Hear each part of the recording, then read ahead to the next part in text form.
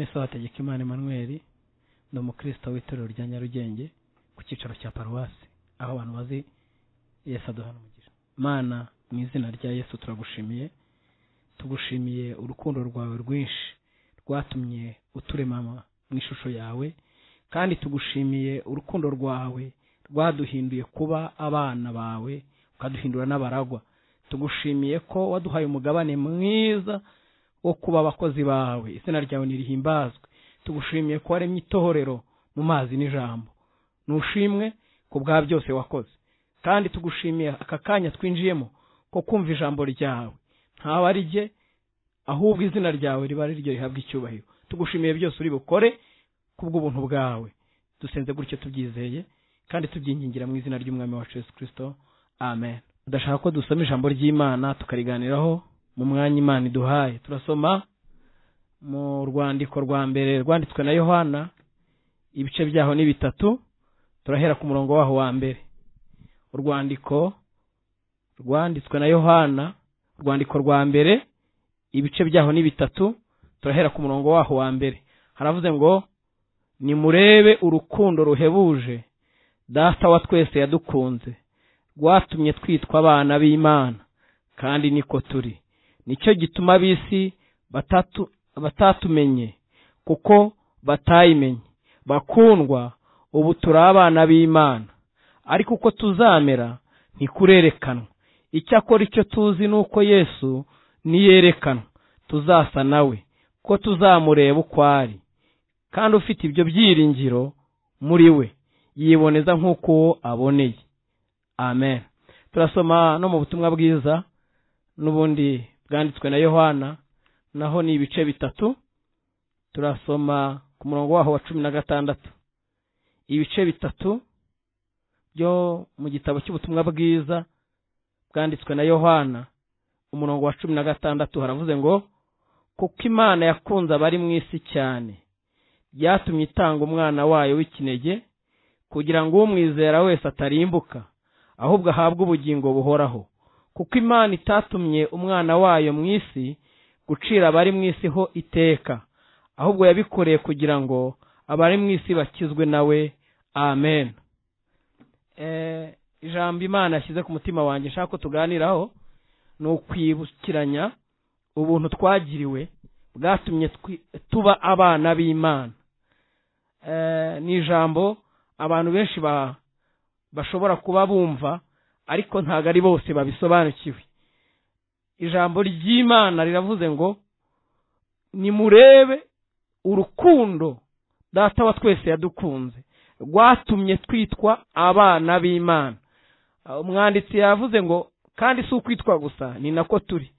Aya magambo yanditswe na Yohana, umwe mu bigishwa ba Yesu, uwo bizwiho ko Yesu yakunda abantu bamwanditseho, nawe ubwe niko yiyandikiye avuga ko Yesu yamukundaga cyane. Abigishwa ba Yesu yabakundaga bose, ariko uyu Yohana Bibiliya yatinyutse kuvuga ngo ni umwigishwa Yesu yakundaga cyane, ngo yakundaga kuba aryamye mu gituza cya Yesu. Ndetse ngo n'igihe abigishwa bagiraga ibintu bibaza batasobanukiwe, haba mu ibyo Yesu yigishije cyangwa mu byo yababwiye, bakundaga kumubwira ngo aze kubabaza. Yari afite amakuru menshi rero. Yahamagawe na Yesu amusanze muri bamwe yasanze ku nyanja. Yari umwigishwa wa Yohana mbere, ariko igihe kimwe ngo Yesu anyuraho Yohana ari kwigishiriza, arababwira ngo, dore ntama w'Imana, dore ukiza ibyaha by'abantu. Abigishwa bamwe bari abigishwa babiri bakurikira Yesu. Yohana abana na Yesu, ari muri bamwe babanye na Yesu mu myaka 3 yigisha. Igihe kigeze abasezeraho, ajya mu ijuru nk'uko yari yarababwiye.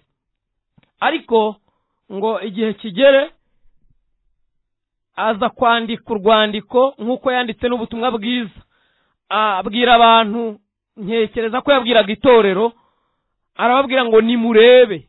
Asa naho ari kubibutsa ubuntu, arababwira ngo nimurebe urukundo Data wa twese yadukunze, rwatumye twitwa abana b'Imana. Arangije aravuga ngo ntabwo ari no kwitwa gusa, ahubwo niko turi. Kuba abana b'Imana ntabwo tubigirira mu izina gusa, ahubwo niko turi. Bivuga ngo n'imbere ababyawe n'Imana bahindutse abana b'Imana.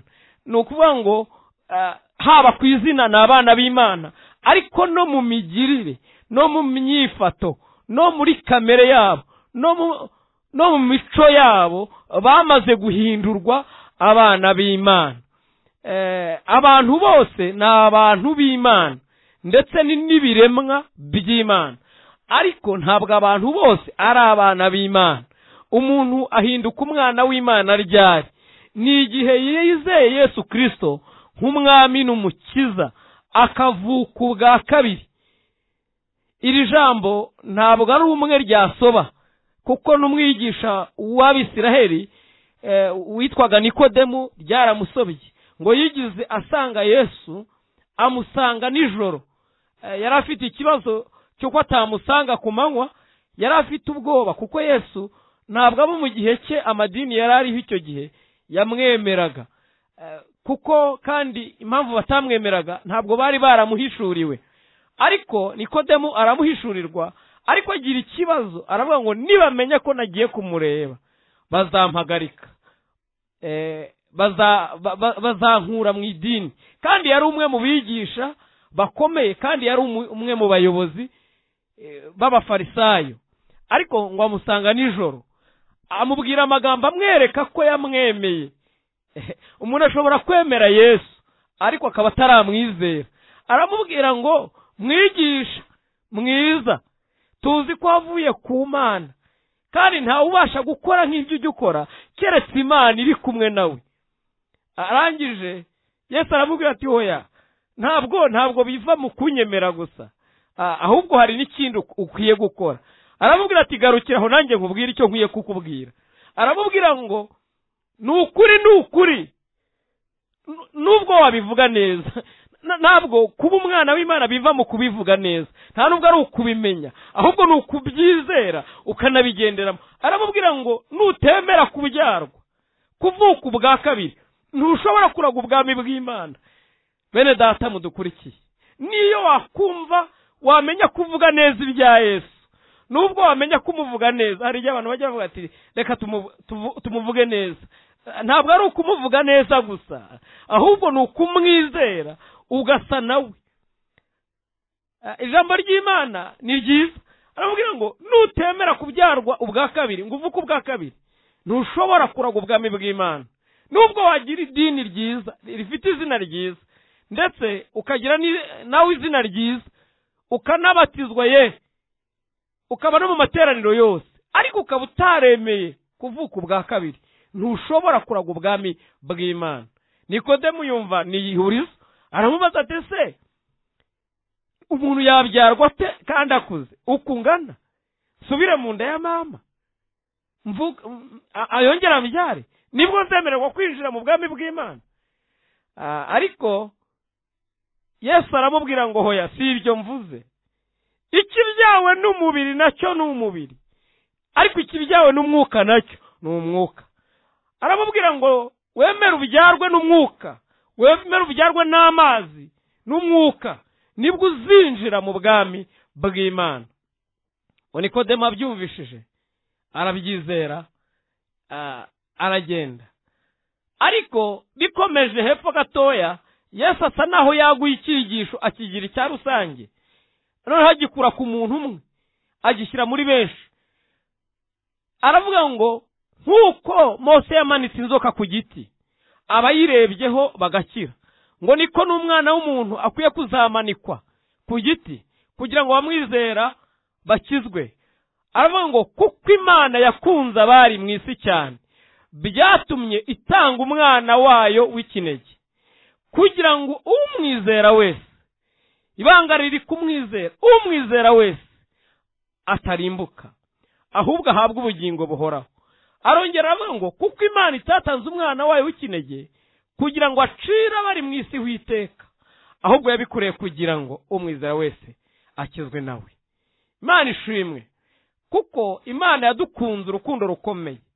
Birakomeye, urukundo Imana yakunze abantu rurakomeye.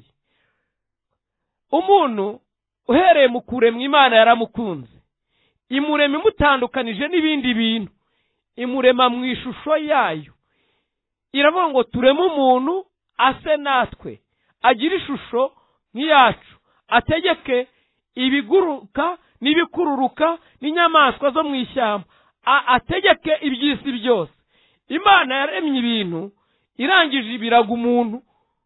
Imana imuha isi ngo ayitegeke n'ibiyuzuye, imurema mu ishusho yayo, imuha amabwiriza, imutuza mu ngobyi ya Edeni, imuha amabwiriza, iramubwira ngo ku giti cyose uzaryeho, ariko imwereka ngo igiti kiri hagati y'ingobyi kimenyekanisha icyiza n'ikibi. Iramubwira ngo iki cyo ntuzaryeho, kuko umunsi wakiriye no gupfa uzapfa.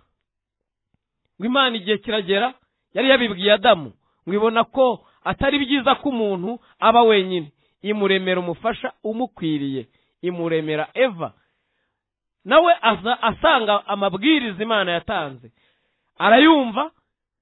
Ariko igihe kimwe bagira umushyitsi utari mwiza, Satani arabagenderera, araza ahera horoshye, ahera kuri Eva, aramubwira ngo koko Imana yarababujije ngo ntimukagire igiti cyose cyo muri iyi ngobyi muryaho.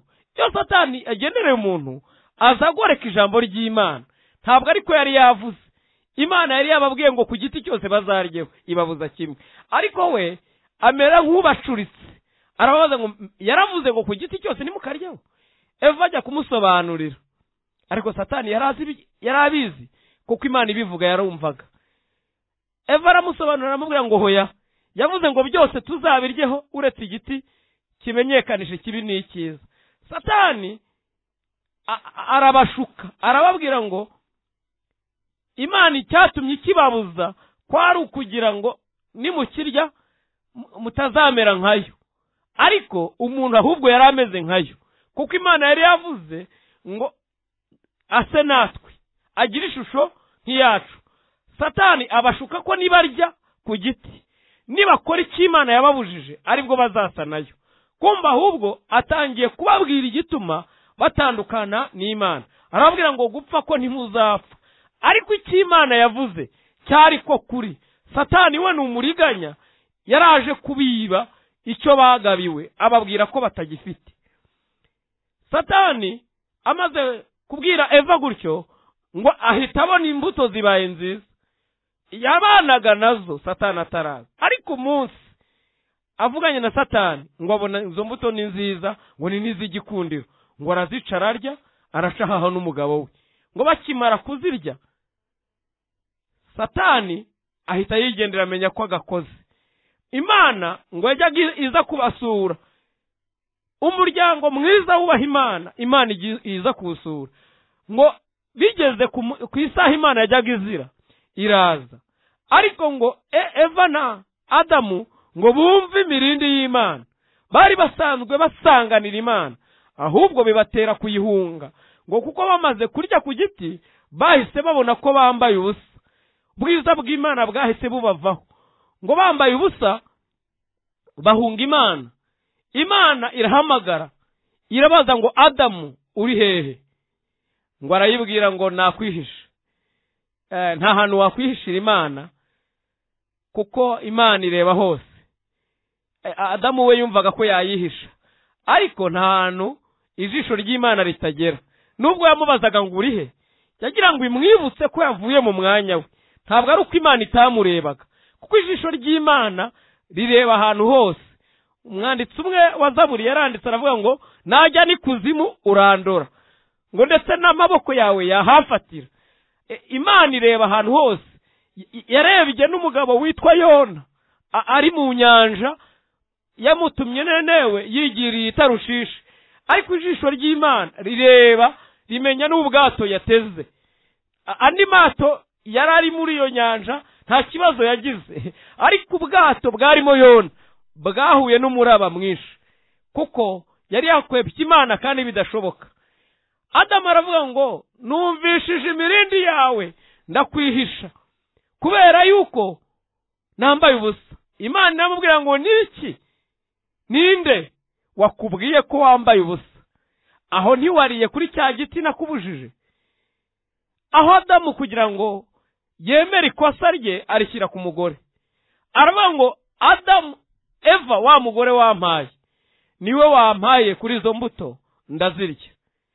Imana ibaza Eva, iramubwira ngo Eva, kuki wakoze ibyo? Aravuga ngo ni ya nzoka waremye. Niko kenshi abantu bajya bamera. Imana haba igihe ikubajije icyo wakoze kibi, aho kugira ngo usabe imbabazi ukisobanura. Adamu ntabwo yihannye, ahubwo yarisobanuye. Na Eva ntabwo yihannye, ahubwo yarisobanuye. Ariko Imana ishimwe, no mu burakari yibuka kubabarira. Imana ifite urukundo n'imbabazi nyinshi, ifite no kugira neza kwinshi. Nimusoma aya magambo mu Itangiriro uzasanga nubwo Imana yabonye umuntu mu cyaha, ariko ijya guhana yahereye ku nzoka, yahereye kuri Satani. Ibwira Satani, ibwira inzoka, irayibwira ngo uhereye uburavumwe ubaye igicibwa, uzajya ugenda ukururuka, uzatungwa n'umukungugu wo ku butaka. Kandi hagati yawe n'uyu mugore ishyizemo urwango, mu rubyaro rw'uyu mugore ruzakumena umutwe, kandi nawe uzarukomeretsa agatsinsino. Isomye urwandiko rw'Abagalatiya, Pawulo yaranditse aravuga ngo Imana ivuga ngo yavuze urubyaro, ngo ntiyavuga imbyaro nk'ivuga benshi, yavuze urubyaro nk'ivuga umwe, ngo ari we Kristo. Kristo niwe wenyine wamennye umutwe wa ya nzoka, ari we Satani, ari we wa mwanzi wa kera. Niko ijambo ry'Imana rivuga. Ijambo ry'Imana ryatubwiye rero ngo kuko Imana yakunze abari mu isi cyane, byatumye itanga umwana wayo w'ikinege, kugira ngo umwizera wese atarimbuka, ahubwo ahabwe ubugingo buhoraho. Icyo gihe umuntu akimara gucumura, Imana yahise itanga isezerano ryo kuzacungurwa. Umuntu ava mu mwanya we, umuntu aba yinjije urupfu. Uhereye icyo gihe abantu batangira gupfa. Urupfu rwatangiye kuwitwa Abeli, niwe muntu wa mbere wapfuye, apfa yishwe na Kayini. Kubera iki? Imana yagira ngo yerekane ko ibyo yavuze n'ijambo ryayo ryari ukuri. Yari yababwiye ngo nimurya kuri iyo mbuto no gupfa muzapfa. Na Adamu na Eva barapfuye nyuma. Urupfu ruba rufasha abantu bose. Uhereye icyo gihe Imana ngo ibonye ko bariye kuri icyo giti yababujije, iravuga ngo ibakura muri Edeni, iravuga ngo sinshaka ko bazarya no ku giti cy'ubugingo, kubera ko bari bamaze gukora icyaha. Iravuga ngo igiti cy'ubugingo ikigotesha abakerubi kugira ngo bakirinde. Ibakura mu bwiza bwayo, baragenda basa naho baciwe n'Imana. Ariko ibyo byose n'ubusabane bajyaga bagirana nayo buba buratakaye. Ariko Imana yongera gutanga isezerano ryo kuzongera kwegerana nayo no kuzongera kubana nayo, ndetse na cya giti cy'ubugingo yabarinze yongera kugitanga mu isezerano kugira ngo bongere kwemererwa kucyegera. Muri Kristo Yesu niho umuntu yongera kwegera igiti cy'ubugingo kugira ngo yemererwe kurya no kwegera Imana.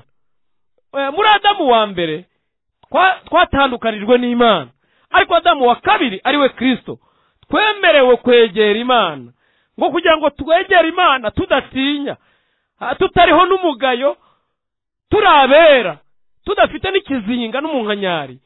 Ni muri Kristo Yesu. Pawulo yandikira itorero ry'Abakorinto yarababwiye ngo iyo umuntu ari muri Kristo Yesu abahindutse icyaremwe gishya, ibya kera byose biba bishize. Na wa muvumo wo muri Adamu wa mbere ubushize, no kwa gutandukanywa n'Imana. Aravuga ngo kuko muri Kristo arimo ibintu byose byo mu isi no byo mu ijuru byiyungiye n'Imana, ngo ikuraho ubwanzi bwadutandukanyaga. Iryo ryo yari yandikiye Abefeso mu bice bibiri, arabandikira arababwira ngo Imana yaratuzuye, ngo ituzuriye muri Kristo Yesu, ngo kera twari dupfuye tuzize ibyaha n'ibicumuro, ibyo twagenderagamo kera, tuyoborwa n'iby'imitima yacu irarikira no kwifuza, tuyoborwa n'umwuka ukorera mu batumvira. aravuga ngo namwe mwahoze muri bo, ariko Imana kuko ari umutunzi w'imbabazi yaduhinduranye bazima na Kristo, haleluya, itwicazanya nawe mu ijuru mu buryo bw'umwuka, yongera kutwiyegereza muri Kristo Yesu. Niho umuntu yongera kwemererwa kwegera Imana. Yohana arabikurura ibyo byose, aravuga ngo kuko Imana yakunze abari mu isi cyane, ba bandi bose baturutse kuri Adamu, byatumye itanga umwana wayo w'ikinege, kugira ngo umwizera wese atarimbuka, ahubwo ahabwe ubugingo buhoraho. Aravuga ngo kuko Imana itatanze umwana wayo w'ikinege kugira ngo acireho iteka bari mu isi, ahubwo yabikoreye kugira ngo twese dukizwe nawe. Imana ishimwe kubw'urukundo rwayo rwinshi rwayiteye kugira ngo itange umwana wayo. Twe twaracumuye mu isezerano rya kera, ubona ko abantu bashakaga kwegera Imana bajyaga batanga ibitambo kugira ngo bemererwe, kugira ngo bababarirwe ibyaha. Ndetse isezerano rya kera rigaragaza ko ngo ibyaha bajyaga batambirira ibitambo byajyaga bitwikirwa, ariko muri Kristo Yesu ibyaha bikurwaho. Umwanditsi Yohana arandika aravuga ngo bakundwa, nimurebe uru rukundo ruhebuje, ni urukundo ruhebuje. Mwene data, urukundo Yesu yagukunze, urukundo Imana igukunda rurahebuje, rwatumye itanga umwana wayo w'ikinege kugira ngo umwizera wese yaba mugufi cyangwa muremure, uwize n'utarize, umuzungu n'umwirabura, umuntu wese umwizera atarimbuka, ahubwo ahabwe ubugingo buhoraho. Muri Kristo Yesu nimwo tubonera ubugingo. Arangije aravuga ngo twitwa abana b'Imana, kandi ni nako turi. Iyo umuntu yabyawe n'Imana asa nayo, yemera guhindurwa nayo, agasa nayo, akava mu myumvire n'imigenzereze no muri kamere ye ya kera, agahinduka mushya, agahinduka umwana w'Imana. Nibyo yavuze ngo ni nako turi. Uko batwita, uko twitwa, ni nako turi. Izina ryacu dusa naryo, izina ryacu uko riri niko tunari. Muri twe mbere turi abana b'Imana, haleluya, kuko Imana yakunze abari mu isi cyane, byatumye itanga umwana wayo w'ikinege kugira ngo umwizera wese atarimbuka. Yohana mu gice cya mbere ho yaranditse aravuga ngo umwizera wese ngo ahinduka umwana w'Imana. Imana igira abana, ibyara biciye muri Kristo Yesu, biciye mu ijambo ryayo. Iyo wumvishije ijambo ry'Imana ukaryizera, uhinduka umwana w'Imana. Kandi saho gusa bicira, ahubwo Yesu, Bibiliya iravuga ngo kandi bimwuzuye nibyo yaduhayeho natwe twese, ngo ubwo ni ubuntu bukurikira ubundi. Iyo Yesu umaze kumwizera, haba hariho n'umurimo wo kugenda guhindura kugira ngo use nawe. Ijambo ry'Imana riravuga ngo ibimwuzuye nibyo yaduhayeho natwe twese. Ibyuzuye Yesu yari afite uko yagendaga. Bibiliya hari uko imuvuga. Yesu yari umugwaneza. Uwo yabyaye amwigisha nawe kuba umugwaneza. Yesu yagiraga urukundo. Yesu afite urukundo rwinshi. Iyo Yesu akubyaye, aguha no ku rukundo rwe. Niko turi. Nimurebe urukundo Data wa twese yadukunze, rwatumye twitwa abana b'Imana, kandi niko turi. Ijambo ry'Imana rikavuga ngo kandi umuntu ufite ibyo byiringiro mu mutima we, umuntu ubifite yiboneza nk'uko uwo aboneye. Aravuga ngo bakundwa, ubu turi abana b'Imana, icyakora uko tuzamera ni kurerekanwa. Cyakora Yesu niyerekanwa tuzasa nawe, kuko tuzamureba uko ari.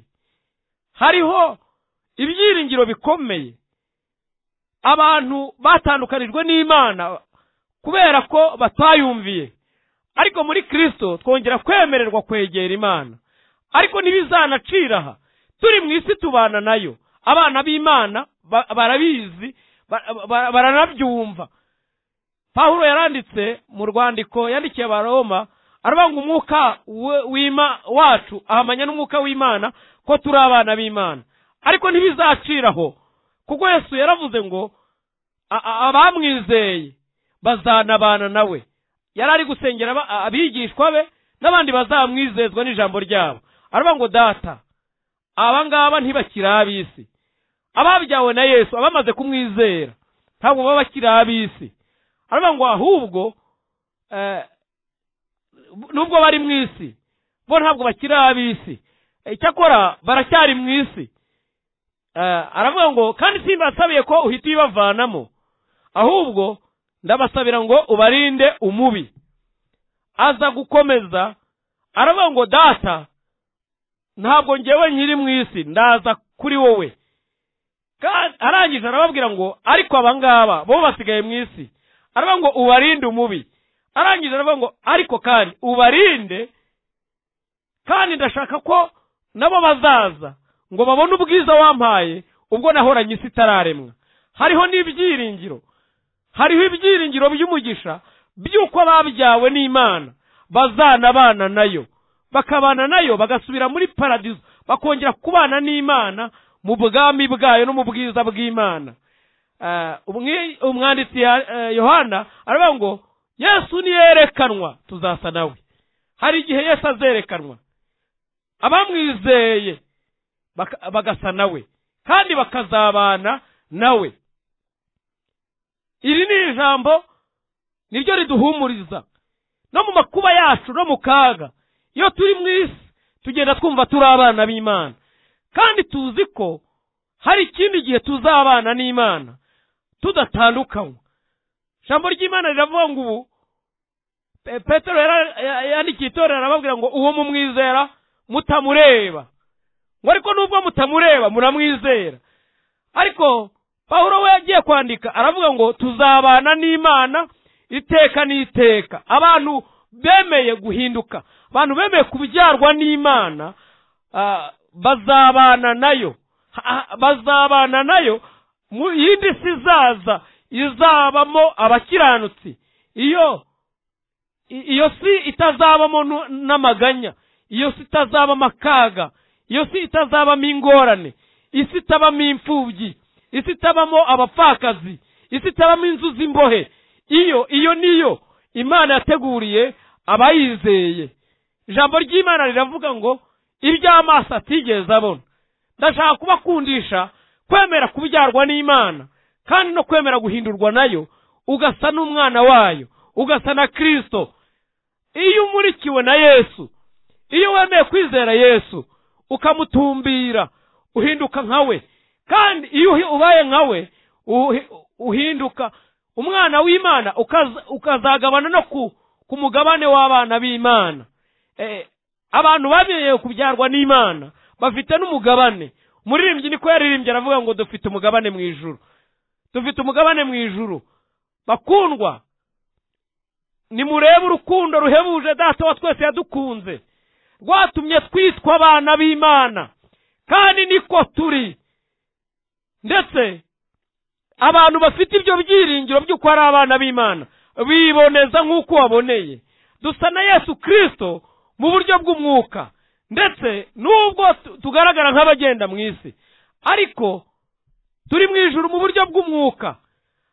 Turashimira Imana iyo yadukunze urukundo rungana rutyo. Kandi Bibiliya iravuga ngo ubwo turi abana bayo turi n'abaragwa, kandi turabaraganwa na Kristo.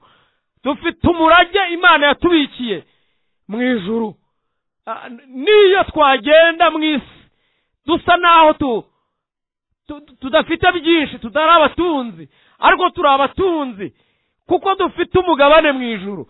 Tuzaba mu isi yindi turi abatunzi bo mu buryo bw'umwuka, dufite ubutunzi buhishwe. Pawulo yigize yandikira itorero ry'i Korinto, arababwira ngo nubwo ngo tugenda tumeze nk'abakene, ngo ariko dutungishije benshi. Aravuga ngo tugenda tumeze, iyo ni imigisha abana b'Imana bafite. Tugenda dusa n'abatariho, nyamara turiho. Ngo tumeze nk'abapfa, ngo ariko turi bazima. Ngo ndetse tumeze nk'abahanwa, ngo ariko ntiduhanwa. Haleluya. Tumeze nk'abantu batamenyekana. Tumeze nk'intabwa, tumeze nk'abatamenyekana, ngo ariko turi ibirangirire. Abana b'Imana ni ibirangirire kuko bazwi mu isi no mu ijuru. Haleluya. Yesu yigize atuma ku itorero rimwe ryo muri Efeso, arababwira ngo nubwo muvuga ko muri abakene, ngo ariko muri abatunzi. Nubwo musa n'abakennye, ngo ariko mufite ubutunzi. Imana ishimwe. Abantu bemeye kubyarwa n'Imana ni abatunzi. Ubwo turi abana bayo, turi n'abaragwa, kandi ubwo turi abaragwa, turi abaraganwa na Kristo.